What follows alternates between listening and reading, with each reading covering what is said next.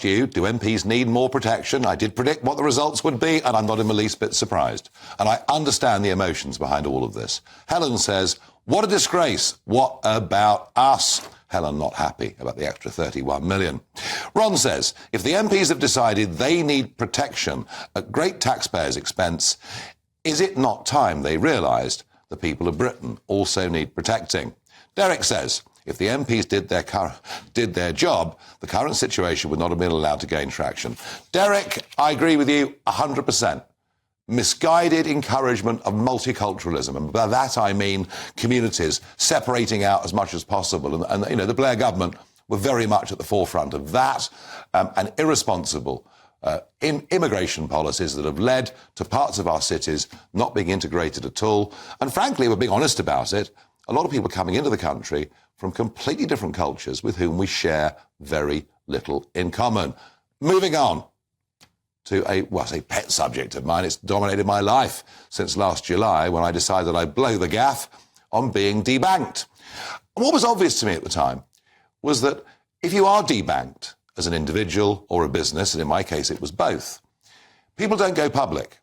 Not only is it humiliating, but you also, as a business, think it might damage your future prospects of getting an account. It may even make your customers wonder about your credit worthiness. Well, overnight, we get a report from the Treasury Select Committee, and the chair of which, Harriett Baldwin MP, Tory for West Worcestershire, joins me.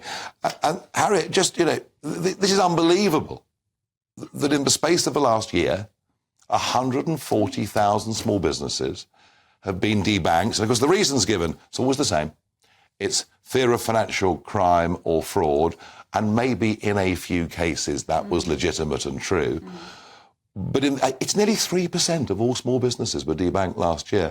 And I have to say, Andrew Griffith, who was the Treasury Minister at the time, Jeremy Hunt, the Chancellor, did make some very warm noises that they were going to talk with the FCA and things were going to improve. Seems to me nothing's changing.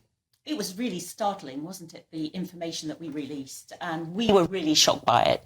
So our committee's been looking at access to finance for small and medium-sized businesses because they're the lifeblood of the UK economy. And we wrote to the big high street banks and some of the lesser-known banks, and we asked them this exact question. How many bank accounts for businesses did you close over the course of the last year? And we are really taken aback by the scale of this problem.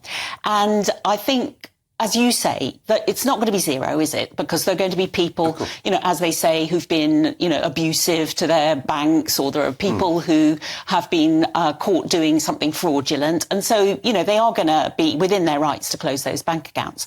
But we think as a committee that anyone who's going about a legal business activity in the United Kingdom and they've given the Know Your Customer information to their bank, they ought to be able to find a bank who will give them a bank account. They ought to be able to, Harry. But here's the problem, I think.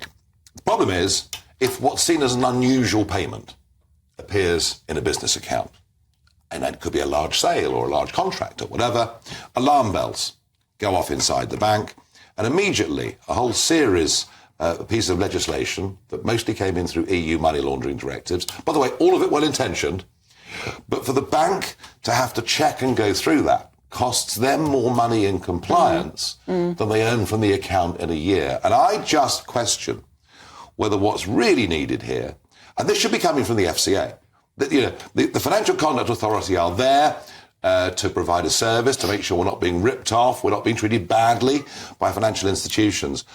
Parliament needs to go through this legislation and make it less onerous, surely. Well, it also needs to come from the government and from Parliament, as you rightly say. So I think the FCA definitely has a role, and we've asked them about this, and they were the ones who confirmed that, for legally held political views like yours, they're, absolutely out of order to close your bank account for that.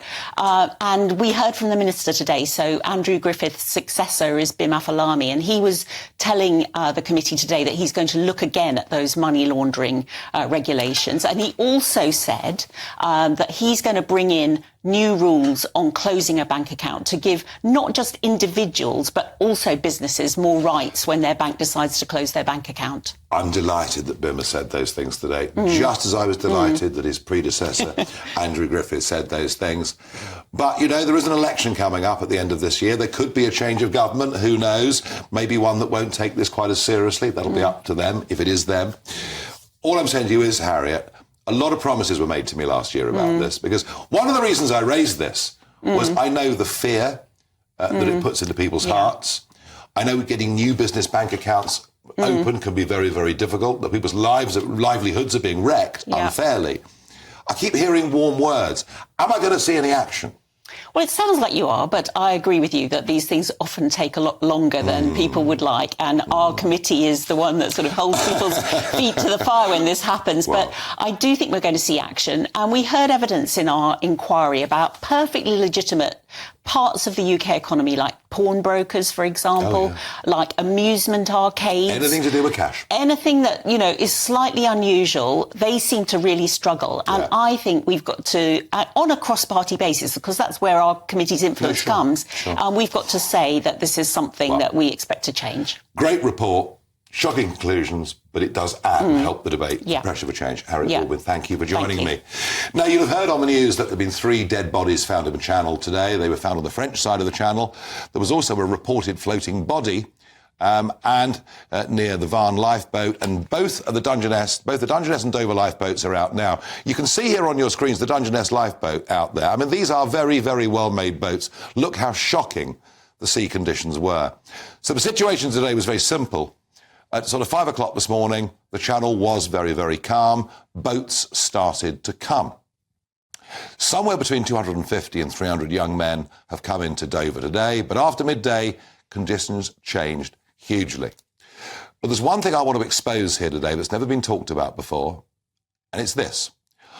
I broke the story about how the French Navy literally escorts migrant boats to a 12-mile line, and then after talking on the radio, hands the vessels over to either Border Force or to the RNLI. What I've learned today is something else. That when the weather's bad, the French Navy goes up to the migrant boats and says, look, you really mustn't be here. This is very, very dangerous. And it takes off the boats those that are fearful, those that are scared, but it allows those who want to stay on to continue and escorts them off to the British. And frankly, this whole practice of the French Navy literally escorting migrant boats into British waters is one that needs to stop. Harriett Baldwin's still with me. We talked about deterrence earlier on, but surely the French Navy should not be escorting boats into British waters. I agree with you. I mean, I'm just absolutely astonished by this. I'm amazed there's not more of a fuss about it. They say the reason that they do it is that if they did try to intervene, they would literally throw themselves into the Channel. Well, frankly, I don't believe a word of it.